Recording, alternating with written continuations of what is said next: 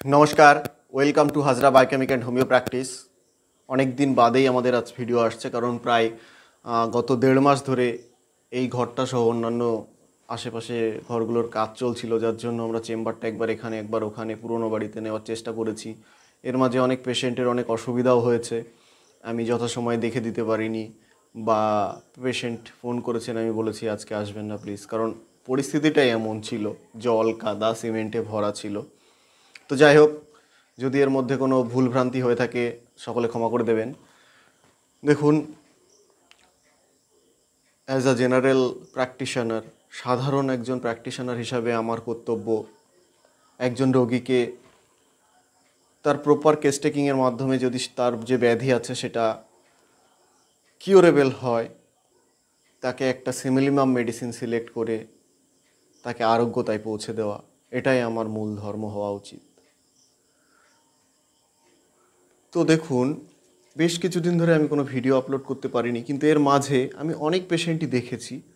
অনেকে ভালোও হয়ে গেছেন, অনেকে আবার সুস্থ হননি, এমন পেশেন্টও আছেন, তাদের আমি সেকেন্ড প্রেসক্রিপশানে গিয়ে মেডিসিন চেঞ্জ করেছি। তো তাদের অনেকেরই অনেক জায়গায় এর আগে হোমিওপ্যাথকে দেখিয়েছেন, আমি কোনো অ্যালোপ্যাথের কথা বলতে যাচ্ছি না। তো সেখানে তাদের প্রেসক্রিপশানে দেখা গেছে মাল্টিপল মেডিসিন, একাধিক মেডিসিন, একের অধিক রেমেডি তারা ইউজ করেছেন। দেখুন, আমি আবারও বলছি, হোমিওপ্যাথি মানে আমি বলছি তাই নয়, এটা হ্যানিম্যান সাহেবের অর্গানন, যাকে আমরা বাইবেল বলে থাকি হোমিওপ্যাথির, সেখানেও বড় বড় করে উল্লেখ আছে যে হোমিওপ্যাথি মানে সিমিলিমাম কেস টেকিং করার পরে একটি মেডিসিন আসবে, আপনার কাছে যতই 3000 মেডিসিন থাকুক না কেন।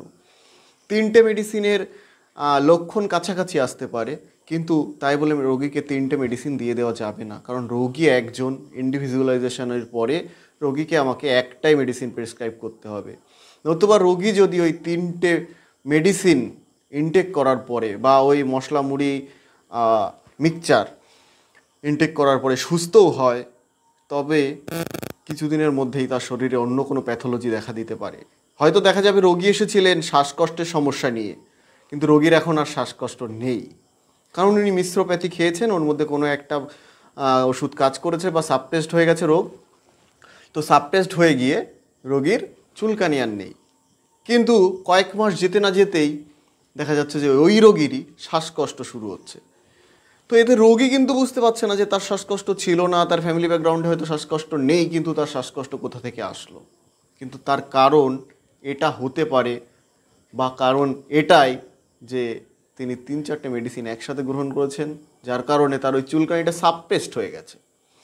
তো এরকম কেস আমরা দেখি যে যখন রোগী শ্বাসকষ্ট, তার আগে চুলকানি, তার আগে অন্য রোগ হয়েছিল, এরকম ব্যাকগ্রাউন্ড নিয়ে আসছে কেস টেকিংয়ের পরে, তো তখন যখন সিমিলিমাম সিলেক্ট হয়, এবং যদি সিমিলিমাম ঈশ্বরের আশীর্বাদে, হ্যানিম্যান সাহেবের আশীর্বাদে সঠিক হয়, তো তখন দেখা যায় শ্বাসকষ্ট কমার পাশাপাশি তার চুলকানিটা ফুটে উঠছে। অনেক সময় রোগী ভয় পেয়ে যায় যে চুলকানি কেন ফুটে উঠলো। তো আমরা হ্যানিম্যানের অর্গানন পড়েছি, আমাদের কাছে বিষয়টা খুব সাধারণ মনে হলেও রোগী একটু ইতস্তত বোধ করে যে এসেছিলাম শ্বাসকষ্ট নিয়ে, শ্বাসকষ্ট কমলো ঠিক আছে, আমার আগের চুলকানি আবার আসলো কেন। তো দেখুন, আগের চুলকানি সাপ্রেশনের কারণেই আপনার শ্বাসকষ্ট, এই জন্য শ্বাসকষ্ট যখন কমা শুরু হয়েছে তখন চুলকানিটা ফুটে উঠেছে। এবার আমাকে যদি ওই মেডিসিনেই চুলকানি কমে যায় ভালো, আস্তে আস্তে মাইল্ড অ্যাগ্রাভেশন হওয়ার পরে, নতুবা আমাকে আবার রিকেস টেকিং করে একটা অ্যান্টিসরিক মেডিসিন আপনাকে প্রেসক্রাইব করতে হবে, যাতে আপনার এই চুলকানি চিরতরে বিলুপ্ত হয়, এটা আর যেন সাবটেস্ট না হয়, এর জন্য যেন আবার শ্বাসকষ্ট বা অন্য কোনো রোগ আপনার শরীরে না আসে। তো আমার যারা গুরুদেব আছেন, আমি তাদের কাছে খুবই কৃতজ্ঞ, তাদের থেকে আমি প্রতিনিয়ত শেখার চেষ্টা করি। হ্যাঁ, হয়তো আমার সবসময় শিখে ওঠাটা হয় না, তবুও আমি আমার গুরুদেবদের কাছে খুবই কৃতজ্ঞ, কারণ তাদের ছাড়া আমি শূন্য। তাদের থেকে আমি অনেক শিখেছি, অনেক জেনেছি, যেটুকু প্র্যাকটিস করি তাদের থেকে নলেজ নেওয়া, বাদবাকি বই পড়ে সব জানা যায় না। গুরুদের থেকে অনেক কিছু শিখেছি, মাইন্ড সিমটম থেকে শুরু করে ফিজিক্যাল জেনারেল সিমটম, অনেক কিছুই শিখেছি। প্রত্যেক গুরুকে আমার গ্র্যাটিটিউড। আর সাধারণ মানুষের জন্য যারা বিভিন্ন জায়গা থেকে চিকিৎসা নিয়ে থাকেন, তাদেরকে একটাই কথা বলবো, সবসময় চেষ্টা করবেন হোমিওপ্যাথি মেডিসিন, যে বা যিনি প্র্যাকটিশনার আছেন তিনি যদি ক্লাসিক্যাল প্র্যাকটিস করেন, অর্থাৎ সিমিলিমাম নেওয়ার পরে একটাই মেডিসিন প্রেসক্রাইব করেন, এমন জায়গা থেকে হোমিওপ্যাথি ইনটেক করবেন, এতে করে পরবর্তীতে আপনার জটিল রোগে পড়ার সম্ভাবনা অনেক কমে যাবে। ধন্যবাদ সকলকে, সকলে ভালো থাকবেন। আমি কাউকে হার্ট করার জন্যে বা কাউকে দুঃখ কষ্ট দেওয়ার জন্যে বা কোনো প্র্যাকটিশনারকে কষ্ট দেওয়ার জন্য এগুলো করি না, কিন্তু আমার কাছে প্রায় বিভিন্ন প্রেসক্রিপশান আসে। আমি খুব নগণ্য মাত্রার প্র্যাকটিশনার, আমার কাছে খুব অল্প কেস আসে, কিন্তু আমি প্রায়শই দেখি যে সেখানে 1-2 তো বাদই দিলাম, 4-5টা 6টা মেডিসিনও দেওয়া হয় এবং সেগুলো প্রত্যেকটাই পোটেন্সিতে, কোনোটা 30, কোনোটা 200 এমনও আছে, বা 30 পাওয়ারের একটা মেডিসিন চলছে, তার 200 তার 1M একই সাথে চলছে। তো এভাবে হোমিওপ্যাথি চলে না, এভাবে হোমিওপ্যাথিকে বাঁচানো যায় না। হোমিওপ্যাথি শুধুমাত্র মিশ্রপ্যাথির কারণে পাশ্চাত্যের দেশ যেখানে এর উত্থান হয়েছিল আর কি, হ্যানিম্যান সাহেবের খুদ জন্ম যেখানে, সেখানে আজ বিলুপ্ত প্রায় হোমিওপ্যাথি। তার কারণ একটাই, এই মিশ্রপ্যাথি। এত নম্বর বোতলের ওষুধ খেলে আপনার পাইল ছেড়ে যাবে, সেখানে দেখা যাবে 10টা মেডিসিন মেশানো আছে।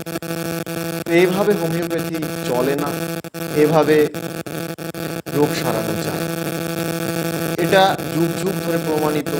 যে সমস্ত প্র্যাকটিশনাররা, স্বনামধন্য প্র্যাকটিশনার, আমার গুরুদেবরা সহ অন্যান্য যারা আছেন, যারা ক্লাসিক্যাল প্র্যাকটিস করেন, যারা টোটালিটি অফ সিমটম নেওয়ার পরে একটি মাত্র মেডিসিন প্রেসক্রাইব করেন, তারা কিন্তু খুব গর্বের সাথে প্র্যাকটিস করে যাচ্ছেন এবং মানুষকে আরোগ্য প্রদান করে যাচ্ছেন। এটা আপনারা একটু চারিপাশ ঘুরে দেখলেই বুঝতে পারবেন। যেখান থেকে পাঁচমেশালি ওষুধ বা মশলা মুড়ি ওষুধ খাওয়ানো হচ্ছে, সেখানে রোগীর ভিড় অনেক হলেও সেটা সাময়িক দুটো একটা রোগ নিরাময় হচ্ছে, বাদবাকি রোগীগুলো কিন্তু বা ওই ব্যক্তিগুলো যারা যাচ্ছেন, তারা পরবর্তীতে অন্যান্য জটিল রোগের সমস্যায় ভুগছেন।